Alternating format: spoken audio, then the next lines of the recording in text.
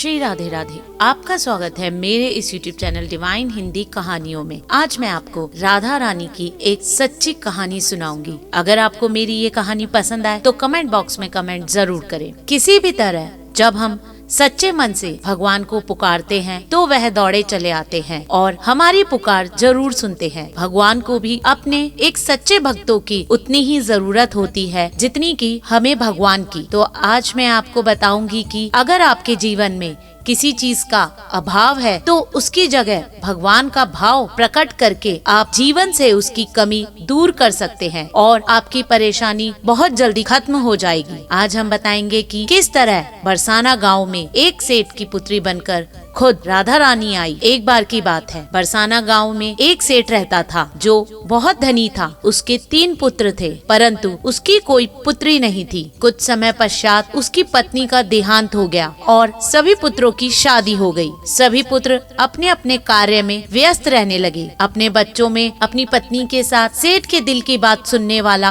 कोई नहीं था। सेठ को शुरू से ही इस बात का बहुत दुख था कि उसकी कोई पुत्री नहीं थी, लेकिन अब उसकी पत्नी की मृत्यु के बाद उसको यह दुख और सताने लगा और वह इस बात को लेकर परेशान रहने लगा कि उसकी कोई पुत्री नहीं है। एक दिन एक महान पंडित उनके घर आए और उसे दुखी देखकर उससे पूछा कि तुम्हें किस बात की परेशानी है, तुम क्यों दुखी हो? तो उसने अपने दुख का कारण पंडित को बताया कि मेरी कोई पुत्री नहीं है, इस वजह से मुझे अपने जीवन में यह अभाव रहता है कि मेरी कोई पुत्री क्यों नहीं है। तो वह पंडित उसको कहता है कि लो, यह भी कोई परेशानी की बात है, तुम राधा रानी को अपनी बेटी मान लो। हमारे जीवन में जिस चीज की कमी होती है उसको भगवान ही पूरा कर सकते हैं। परेशान होने से क्या होगा, तुम राधा रानी को अपनी बेटी मान लो और उससे अपनी दिल की बात किया करो, देखना तुम्हें यह अभाव कभी नहीं सताएगा। सेठ को पंडित की यह बात अच्छी लगी और वह ऐसे ही करने लगा। राधा रानी की मूर्ति लेकर आता है और प्रतिदिन भोजन करने से पहले राधा रानी को भोग लगाता है, फिर स्वयं भोजन करता है और सोने से पहले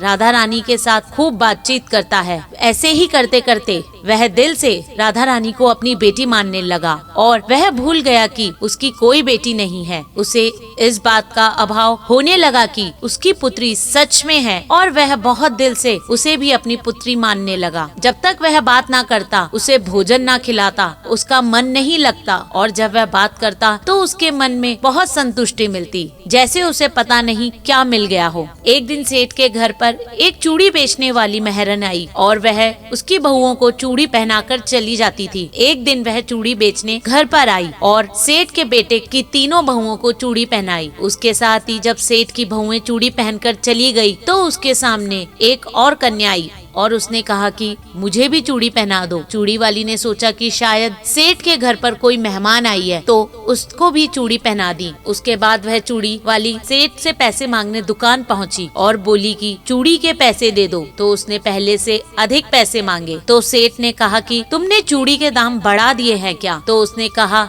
नहीं, मैंने चूड़ी के दाम तो नहीं बढ़ाए, परंतु आज मैं 4 को चूड़ी पहना कर आई हूँ। उसने कहा मेरे घर पर तो 3 ही बहुएं हैं। तो उसने कहा नहीं, आज 4 को चूड़ी पहनाई है। सेठ ने कहा कि तुमसे कोई गलती हुई है, मेरे घर में तो चूड़ी पहनने के लिए मेरी सिर्फ 3 बहुएं हैं। तो 3 के पैसे चूड़ी वाली को दे दिए और चूड़ी वाली भी बिना कुछ कहे पैसे लेकर अपने घर चली गई। रात को सेठ घर आया और हमेशा की तरह राधा रानी को भोग लगाकर खूब सारी बातें कर सो गया। उस दिन रात को सेठ के सपने में राधा रानी आई और कहने लगी कि बाबा, तुमने चूड़ी वाली को मेरी चूड़ी के पैसे क्यों नहीं दिए? जब तुम मुझे अपनी बेटी मानते हो तो तुमने मेरी चूड़ी के पैसे क्यों नहीं दिए? और ऐसा कहकर एक लाडली बेटी की तरह रोने लगी। यह सब देखकर सेठ की आंख खुल गई और वह भी रोने लगा। जब सुबह हुई तो चूड़ी वाली के घर गया और बहुत सारी स्वर्ण मुद्रा देकर उसके पैरों में रख दी और उसने बताया कि तुम कल सच बोल रही थी, तुमने कल 4 को ही चूड़ी पहनाई थी। मैंने राधा रानी को अपनी बेटी माना है। तुम बहुत भाग्यशाली हो जिसको राधा रानी के दर्शन हुए हैं। मैं इतने इतने दिनों से उनसे दर्शन को तड़प रहा हूँ और तुम्हें एक बार में ही उनके दर्शन कर लिए। यह बोलकर रोने लगा और बोला कि तुम्हें चूड़ी का जो भी दाम चाहिए मुझसे मांग लो। यह सुनकर मणिहारन की आंखों में भी आंसू आ गए और उसने मन में ही सोचा, जब मुझे खुद राधा रानी के ही दर्शन हो गए तो इससे ज्यादा मुझे और क्या चाहिए। और उसने सेठ के सामने हाथ जोड़कर कहा कि तुम्हारी वजह से मुझे राधा रानी के दर्शन हुए हैं, जिससे मेरा यह जीवन सफल हो गया है। मुझे और कुछ नहीं चाहिए। धन्यवाद। अगर आपको मेरा ये चैनल पसंद आए तो मेरे इस चैनल को लाइक, सब्सक्राइब तथा शेयर करना ना भूले। श्री राधे राधे।